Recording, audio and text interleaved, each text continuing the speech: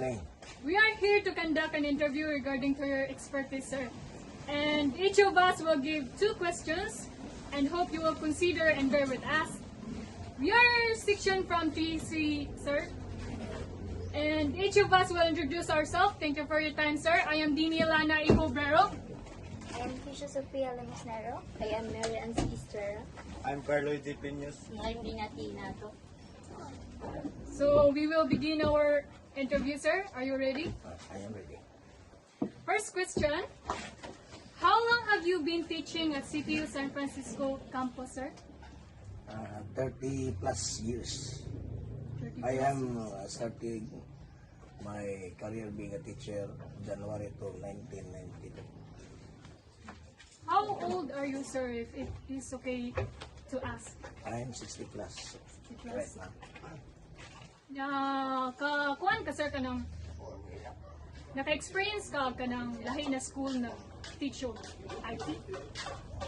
No, Sa CTU, nagid ka, sir? here, but I have experience in National Panasonic before I have landed a job in CTU. Next question, sir. Why did you choose to teach IT at CTU San Francisco campus, sir? Because I love San Francisco and I love to teach them how to do theoretical and actual manipulation of electronics activities. Thank you, sir. Next question.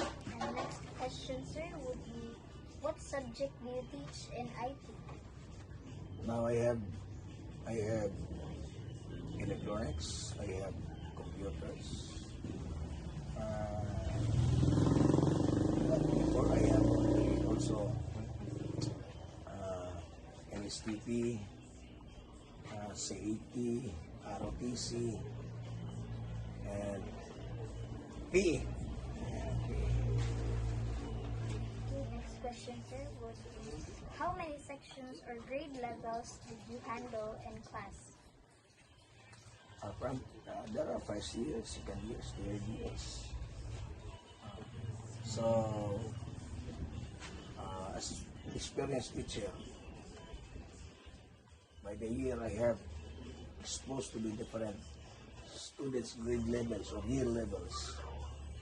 I have experienced something and discovered that teaching is a good profession, at the same time it is good if we can really impart our knowledge to our students.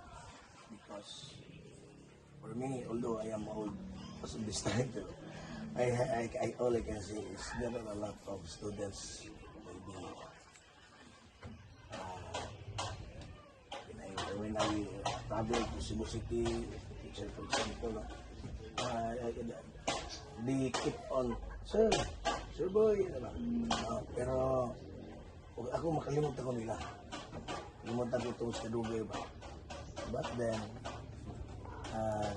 it really inspires me so much through that type of approaches. So that is why I love teaching. So next question, sir, is, what do you teach your students first in IT? Third year and fourth year. Third year and first year. In the year 1992, as I have experienced, my classroom is very small. In fact, it is only the garage of the jeepney before. So the walling is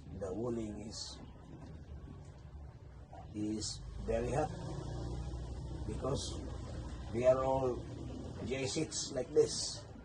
Now, so wall before kung siya top mo sa tuwang iyang bumbong kay garayan na naman to. Pero bago mo ito nga kursusan mo na nga mapakayo'y construction sa mga buildings. So that is why I can say that it is much great today because we have built new buildings. and the classrooms are to be conducive for learning. But before, may pang-building, init pag-ayo, dagat yung kayo mga sabot-sabot. So, sa unang endorse dito sa ano bang pinabuhi sa classroom, oblige ko sa may time pag langgit sa mga bata, dapat mag-insit ito ko mga na 5 to 10 minutes siguro, schedule good for cleaning the area. And maybe you have also experienced that time. Because I think in the industry, one of the first thing to do is to clear the surroundings. Clear the surroundings, you have to clear the area before you start to work. The next question, sir, is what advice would you give to beginner students who have no experience and lack access to computer or laptop for practice? Every student, specifically for the neophytes, you should have to undergo reading books relative to the course that you are taking, and you should have to study very well, most specifically about the topics with power supplies, because the main heart of the entire unit, either television, laptops, or any audio units, is the power supply. So you should be familiar with the different functions and uses of the different components of the power supply. Because this, as I said, it is the heart. The power supply is the heart of the entire unit. So without the heart, the different units may be collapse. So that is why you need to study that power supply. Then you should always be exposed with actualization. Because there are two, as I believe that there are two types of acquiring skills. It might be in theories or it might be in the technical aspects. Because by joining the two lessons, you can easily understand of what is the kind of course that you are taking for. Because if you have the full knowledge of your course based on the readings and the different activities that you have performed in the classroom, I'm sure if you will be graduating, you are one of the good and skilled students being graduated in CTU. So that is why I really believe that there are things that you should have to target or focus in two aspects, the theoretical and the practical skills. Then do not stop reading. That's all. The question is, why did you choose to teach IT? I really love industrial technology because I think it is my passion to impart my knowledge through skills, because I believe that I have the capability to teach my student with skills, because based on my experience, I am not, during my 1994 teaching, I am not an education teacher. I am a technology graduate only. Meaning, I do not have the experience on how to do the lesson planning, do the different techniques in teaching, because I am a decided graduate. But as I have, I did so far on the different activities in teaching, I have learn that there are techniques that you should have to discover so that you can fully give the full skills and theoretical aspects to the students. There are techniques that we have to introduce each of the student so that they have the full knowledge on what is the course all about. Yeah, siguro. Next question, sir. Do you think, sir, IT is important in daily life? Yes. Yes. Because the technologies keep on evolving. And IT needs technical matters. Because as I had observed in the industry, if you do not have the techniques, different techniques in the industry, I think you will not succeed. Because if we talk about industry, number one needs of the worker there is you should be equipped with the technical aspects. So it is called industrial. So meaning industry needs an industrial students. So the different techniques in the school, it should be given or passed on to the students by the instructors, so that they can learn and view the possible needs of the industry. So in school, they should have to learn first and view the possible environment that they are going to go through, because the school serves as the bridge of the students and the industry. So we need to emphasize the different undertakings that might be encountered by the students if they are landed in the industry already. So meaning the techniques and skills of the industry in industry setting should be given to the students before they will be undergoing to the industry. So in school, they should have to be trained to become somebody in preparedness for the industry. Next question, sir. So what do you think about online learning, sir? Online learning for me has great difference of the classroom setting. Because online learning sometimes there are a lot of disadvantages. Number one, signals, internet system. Then number two is, what about the files?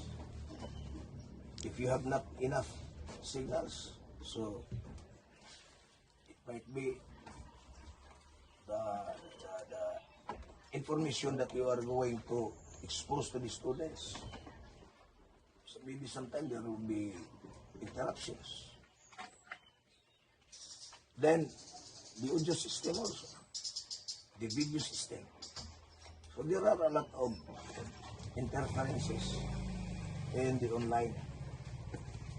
And at the same time, speaking of actualization, in which I could say that 70% of a real graduate should be taken from actualization. Because as I've said, this 70% maybe the ballot of the student before she will be going to the industry. Kung yung pinakabala niya, yung 75%, hindi man tamo nga to dito sa industry, maglingkod-lingkod na ta. Nag-adto na to. Mga pagay ng pinaka, mga game show ba?